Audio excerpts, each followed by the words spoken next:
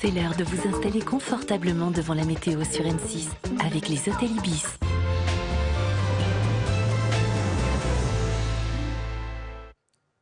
Bonsoir, ce volcan péruvien est entré en éruption en début de semaine, dégageant dans le ciel un immense nuage de cendres.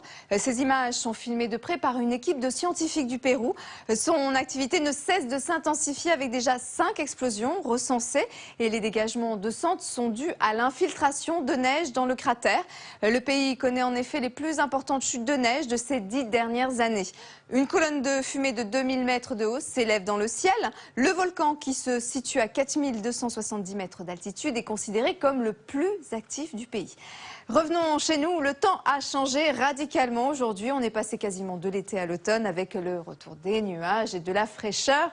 En effet, après les fortes chaleurs de ces derniers jours, le mercure retrouve tout doucement des valeurs de saison.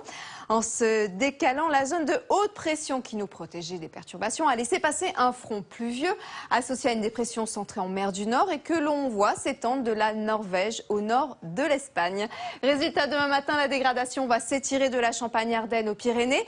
On observera par endroits de bonnes précipitations, parfois orageuses, à l'avant de la région Rhône-Alpes, à la Provence. Le soleil va résister alors qu'on attend des averses orageuses en Alsace et en Franche-Comté.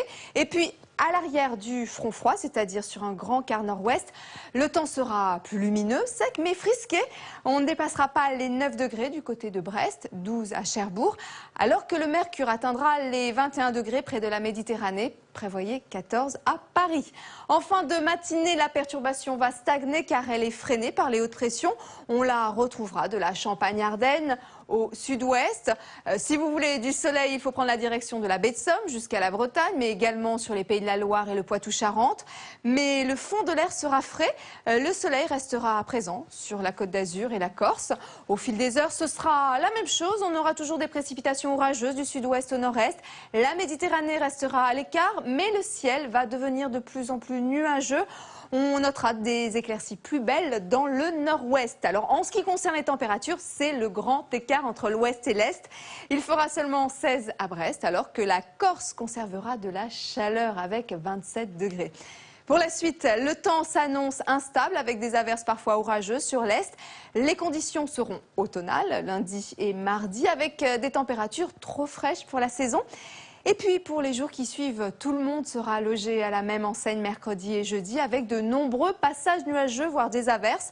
Seul le sud-est conservera du soleil. Et puis pour vendredi, le temps va s'améliorer par le sud avec des températures qui resteront de saison. Ce soir, retrouvez le match Géorgie-France. La qualification des Bleus pour la prochaine Coupe du Monde est en jeu. Après avoir remporté le match aller à domicile, ils devront tout donner dans ce match capital. À voir tout de suite après le journal de la rédaction. Je vous souhaite une très belle soirée à tous sur M6. C'était la météo sur M6 avec les hôtels Ibis.